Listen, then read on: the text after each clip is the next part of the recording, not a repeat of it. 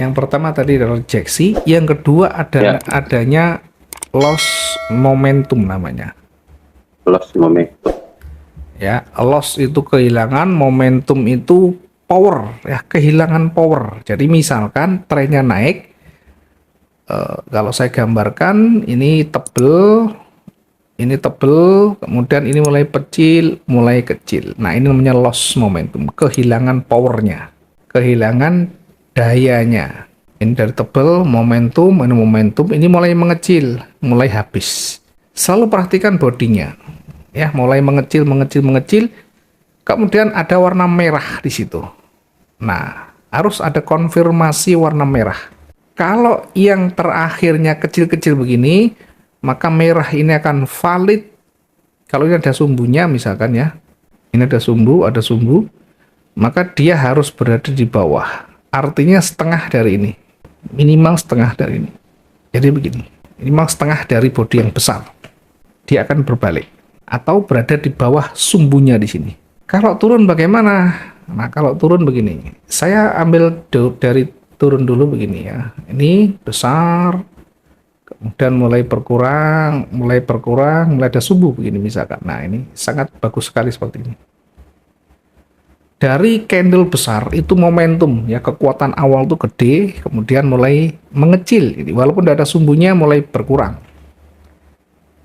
Berarti kekuatan seller mulai berkurang. Momentumnya mulai berkurang. Mulai kecil lagi, kemudian mulai ada sumbu yang panjang. Ini memperkuat.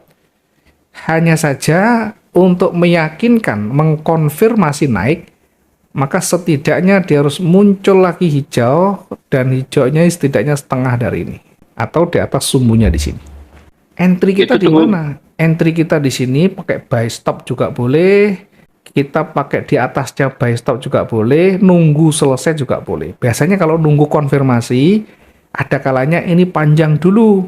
Nah, kalau terlalu panjang kita tidak bisa masuk karena sudah terlalu panjang kegedean. Maka biasanya saya menggunakan pending order di situ, buy stop. Ya, jadi kita awali ketika dia break, ketika dia tersentuh ini, setidaknya kalau sudah panjang ini satu candle kita sudah exit duluan. Ya, walaupun pada akhirnya nanti naik lagi, ya kita tidak masalah, target sudah tercapai. Kalaupun ternyata dia sudah selesai panjangnya dan balik turun misalnya, kita sudah selesai. Nah, kita sudah selesai. Nah, itu namanya loss momentum ya. Nanti saya kasih contohnya seperti apa, biar nanti ketemu ya, loss momentum itu bagaimana. Itu tidak mesti nunggu candle itu selesai, misalnya H1, nunggu sampai terbentuk atau gimana Pak? Atau pas lagi running, lagi jalan?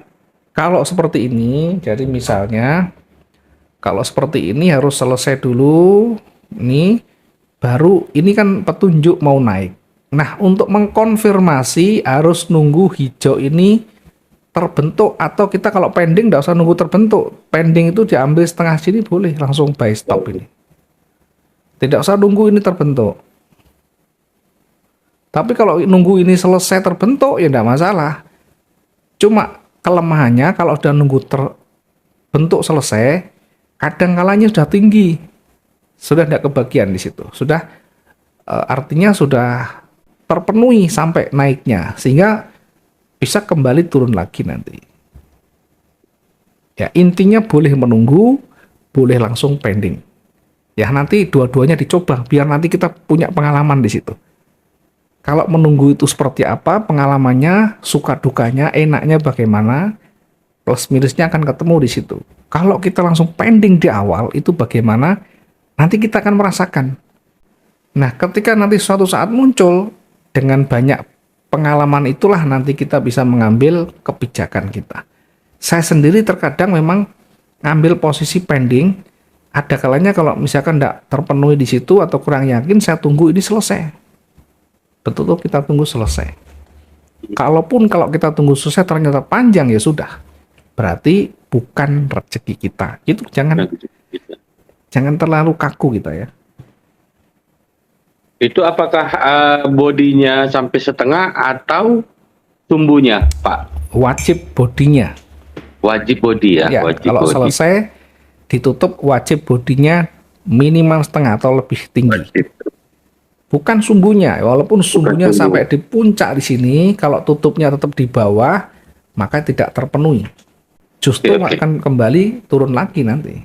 Saya contohkan kasusnya, nanti silakan ditanyakan boleh ya. Saya contohkan kasusnya.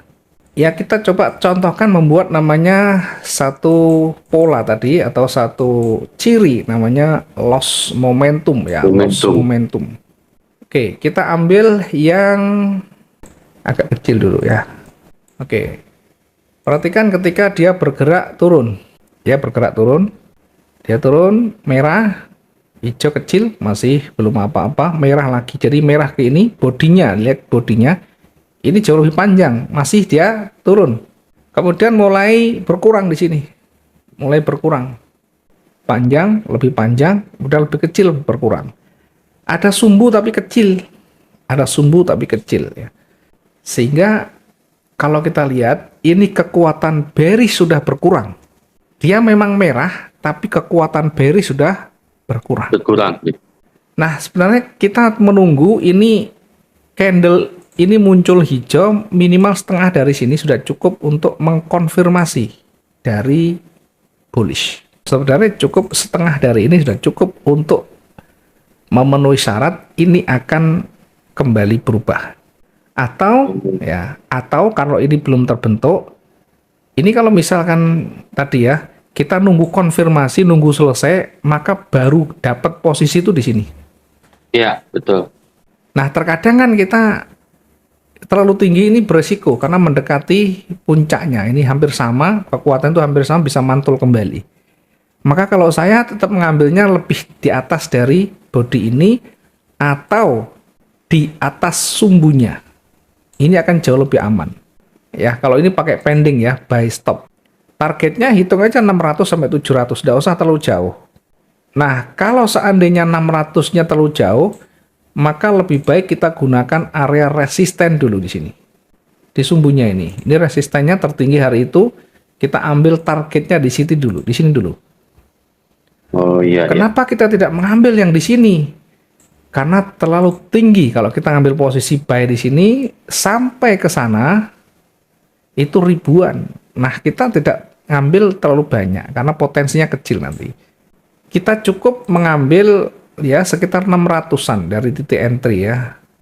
Nah, 600 itu karena sumbunya hanya 500, maka lebih prioritaskan untuk target itu di sini. TP-nya. SL-nya di mana kalau di situ? SL-nya ambil di bawah sumbunya. Di bawah sumbu ini. Ini SL-nya di sini. Yang jelas kita ukur di sini resiko di atas itu target masih lebih panjang target. Itu masih sehat. Karena minimal resiko itu sama. Jadi kalau targetnya sekian ya atau setidaknya kita menggunakan resiko itu ya sama begini juga boleh. Nah, lebih kecil lebih bagus resikonya. Ini dikurangi.